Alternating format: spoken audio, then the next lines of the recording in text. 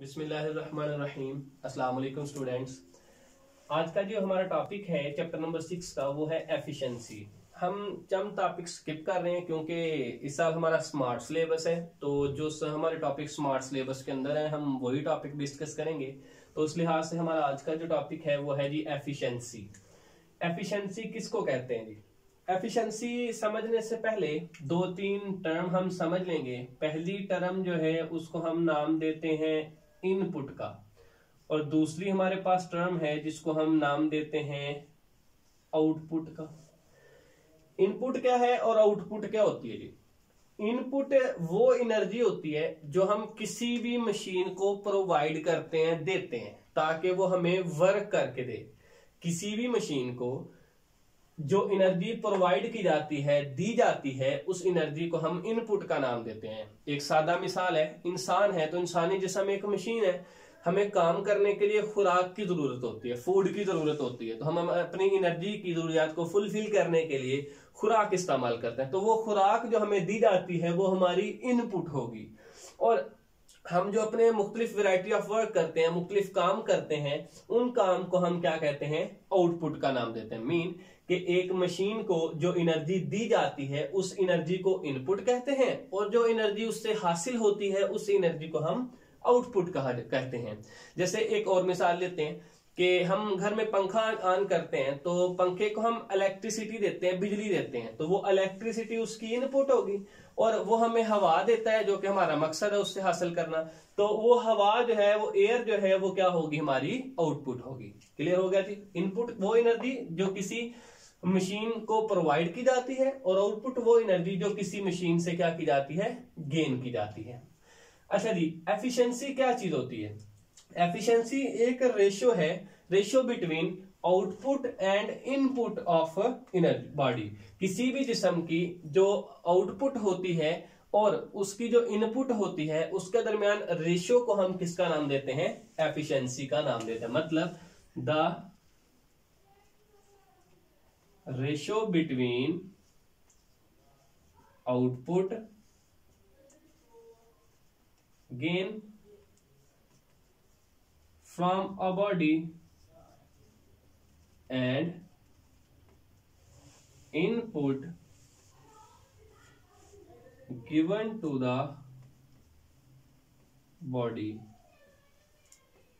is called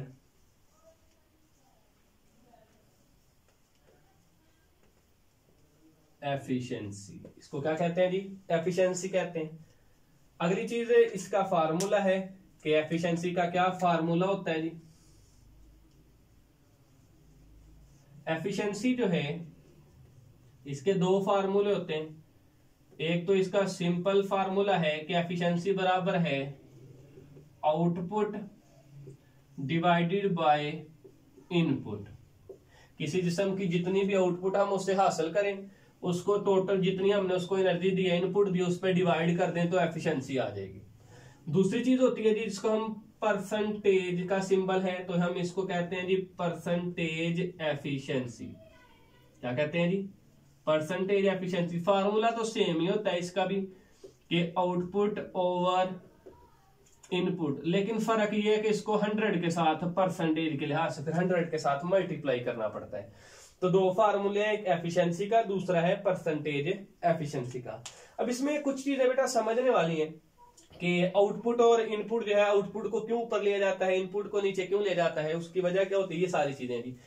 सबसे पहली चीज जो है कि जो किसी भी बॉडी की आउटपुट होती है वो आउटपुट ऑलवेज हमेशा लेस देन होगी किससे? इनपुट से। आउटपुट हमेशा इनपुट से क्या होगी? कम होगी। उसकी क्या वजह होती है कि आउटपुट हमेशा इनपुट से कम क्यों होती है? उसकी वजह ये होती है कि सम of energy, some energy,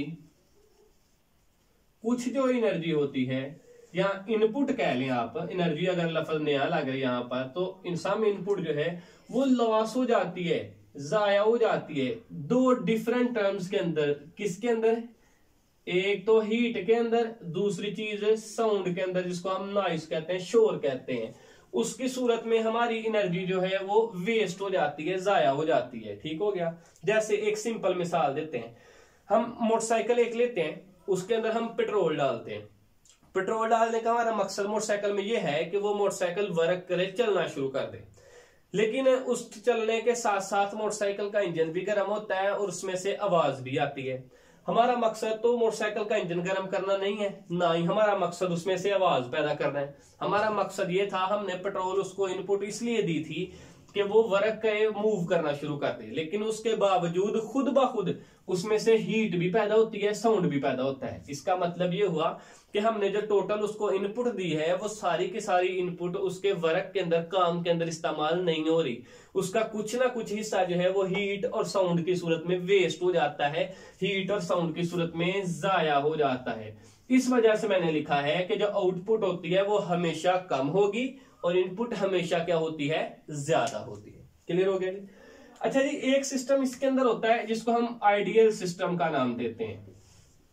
ideal system, ideal system कहते हैं कि मिसाली सिस्टम को, ख्याली कहते हैं, जिसको आप सोच सकते हैं लेकिन प्रैक्टिकली बना नहीं सकते। लेकिन आइडियल सिस्टम है क्या? आइडियल सिस्टम एक ऐसा सिस्टम होता है कि जिस सिस्टम की इनपुट बराबर होती है किसके, आउटपुट के।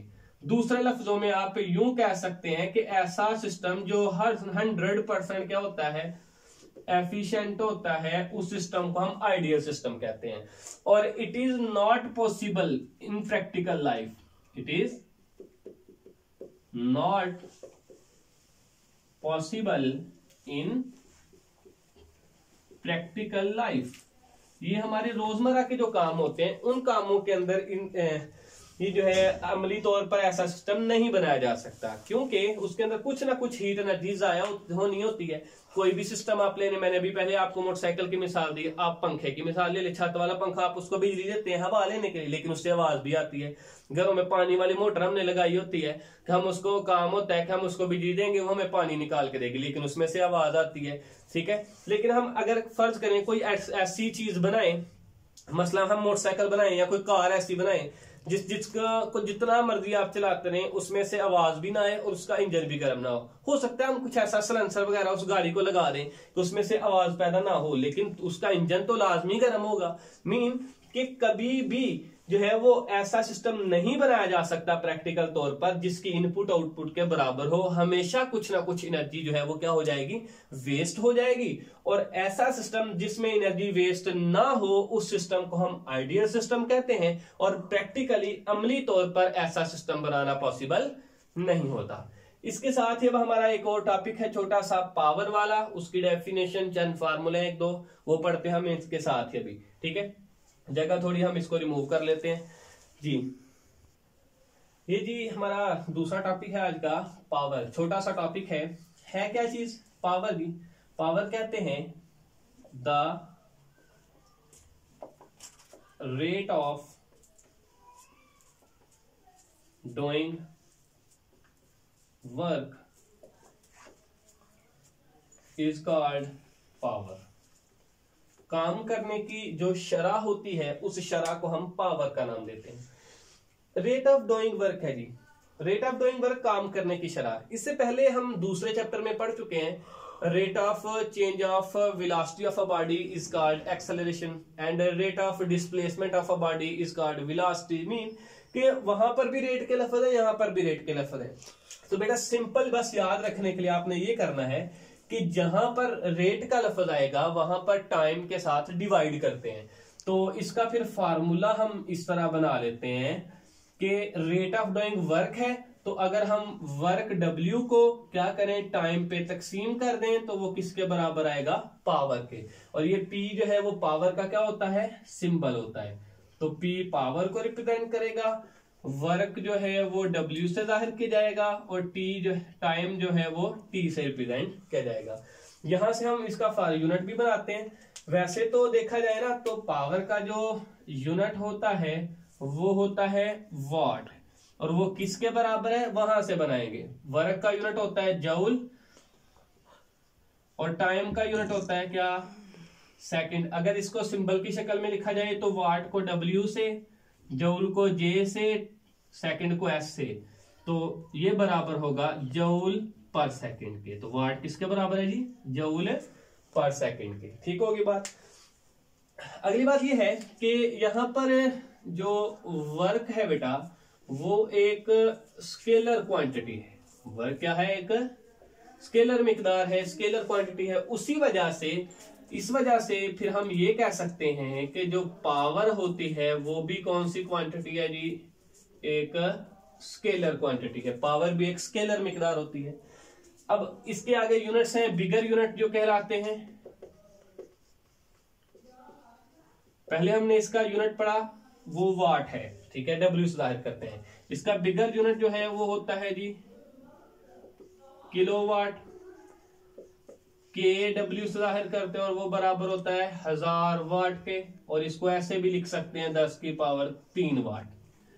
उसके बाद इसका अगला जो बड़ा यूनिट होता है वो होता है मेगावाट, और वो बड़ा एम और डब्ल्यू से जाहिर करते हैं, वो होता है तकरीबन 10 लाख के बराबर, और वो 10 की पावर 6 वाट के बराबर होगा। एक ओम यूनिट जो है वो हम इलेक्ट्रिक मोटर्स के अंदर इस्तेमाल करते हैं। वो इसका यूनिट होता है, उसको बोलते हैं हॉर्स पावर। इसको एचपी से रिप्रेजेंट किया जाता है। आमतौर पर जो इलेक्ट्रिक हमारी मोटर्स होती हैं उनके ऊपर ये यूनिट इस्तेमाल किया जाता है, जो हम घरों में भी देख सकते हैं। जो हमारी पानी वाली मोटर्स होती हैं उनके ऊपर लिखा होता है कि वो 1 HP की है, 1.5 HP की है, 2 HP की है, 2.5 HP की है, या हाफ HP की है। मुख्तलिफ उन पे ऊपर वैल्यूज लिखी होती हैं। तो एचपी से जाहिर करते हैं। तो 1 HP मतलब 1 हॉर्स पावर बराबर होता है 746 वाट के बराबर, 746 वाट के बराबर होता है। ये जी हमारा आज का छोटा सा एक दूसरा टॉपिक था पावर का। इसमें सबसे पहले उसकी डेफिनेशन है, rate of doing work is called power. उसका फार्मूला है, यूनिट है उसका, वो किसके बराबर है? जूल पर सेकंड के। वर्क स्केलर है, उस लिहाज से पावर भी स्केलर है। उसके बिगर यूनिट है जी किलोवाट, मेगावाट, वो किस किसके बराबर है। और हॉर्स पावर क्या होता है? 1 HP से जाहिर करते हैं, वो किसके बराबर है? 746 वाट के बराबर होता है।